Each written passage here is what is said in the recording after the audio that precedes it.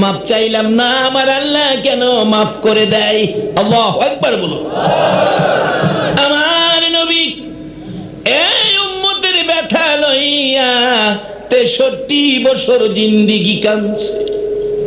মা আয়েশা সিদ্দিকা রাদিয়াল্লাহু তাআলা আনহা বলেন, আমি একদিন নবীজিকে প্রশ্ন করেছিলাম, ইয়া রাসূলুল্লাহ, কত জায়গায় মার খেয়েছেন, যুদ্ধের ময়দানে গিয়েছেন, নবী গো জানতে চাই কোন দিনের মার আপনার কাছে বেশি ব্যথা লাগছে, বেশি কষ্ট লাগছে?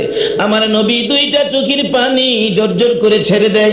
আয়েশা, বড় কষ্টের কথা, দুঃখের কথা মনে করে দিয়েছো।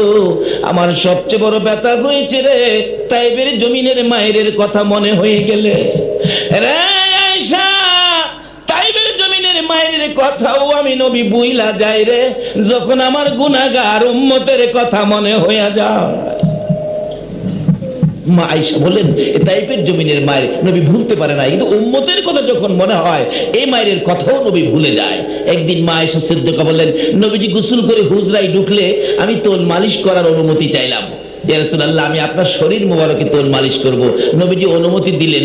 আমি তোল মালিশ করতে গিয়ে দেখি নবীজির চেহারা এত সুন্দর, কিন্তু মাঝে মাঝে কালো কালো দাগ। প্রশ্ন করলাম, ইয়া রাসূলুল্লাহ, এই কালো দাগগুলো কিসের? আপনার কি কোনোদিন বসন্ত হয়েছিল? রাসূল বলেন, না। খাজলি পাসরা হয়েছিল? না, আমার শরীরে খাজলি পাসরা হওয়া হারাম, কোনোদিন হয় নাই, হবেও না। তাহলে এই দাগগুলো কিসের নবী গো? আমি তো জানতে চাই।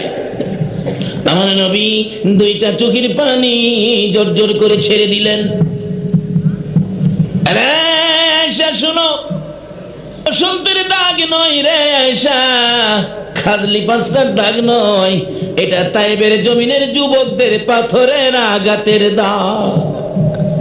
আয়েশা রে, আমি তাইবে গিয়েছিলাম, আমার ধুতমার দেশ, হালিমার দেশ।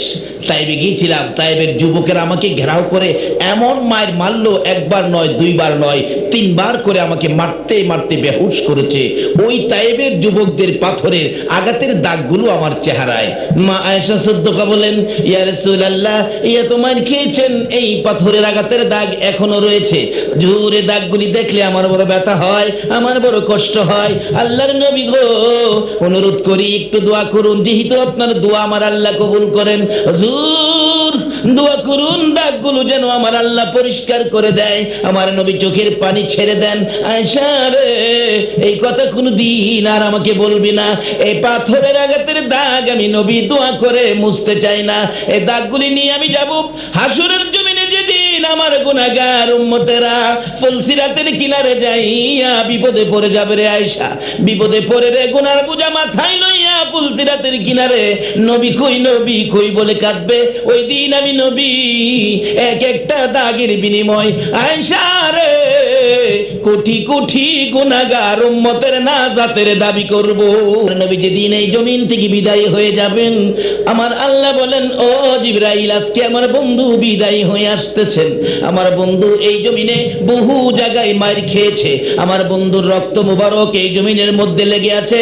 ও জিবরাইল, এই রক্ত মাখা জমিনে আমার বন্ধুর দাফন হবে না।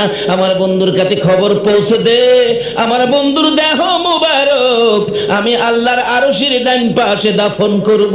জিবরাইল বলেন, প্রভু গো, এই প্রস্তাবে তো আপনার বন্ধু খুব খুশি হবে, কারণ এই প্রস্তাব তো খুদ নবী রাসূলের জন্য করেন নাই। আমার আল্লাহ বলেন, শোনো, আমার এই বন্ধু বড় কষ্ট করেছে, এই জমিনে বহু জায়গায় মার খেয়েছে, কাজী এই বন্ধুকে আমার আরশের ডান পাশে দাফন করব, তুমি প্রস্তাবটা নিয়ে যাও। জিবরাইল বলেন, খুব খুশি হবে আপনার নবী। আল্লাহ বলেন, জিবরাইল, তুমি তো জানো না, আমি তো চাই আমার এই বন্ধুকে খুশি করতে চাই। জিবরিল এসে গেলেন, ইয়া রাসূলুল্লাহ, আল্লাহর সালাম গ্রহণ করুন। আমি জিবরাইলের সালাম গ্রহণ করুন। হুজুর, এমন এক প্রস্তাব আপনার জন্য নিয়ে আসছি, যেটা হযরতে আদম আলাইহিস সালাম থেকে শুরু করে ঈসা আলাইহিস সালাম পর্যন্ত কারো জন্য ফাঁস হয় নাই। কি প্রস্তাব রে জিবরাইল? আপনার দেহ মুবারক আল্লাহর আরশের ডান পাশে দাফন হবে।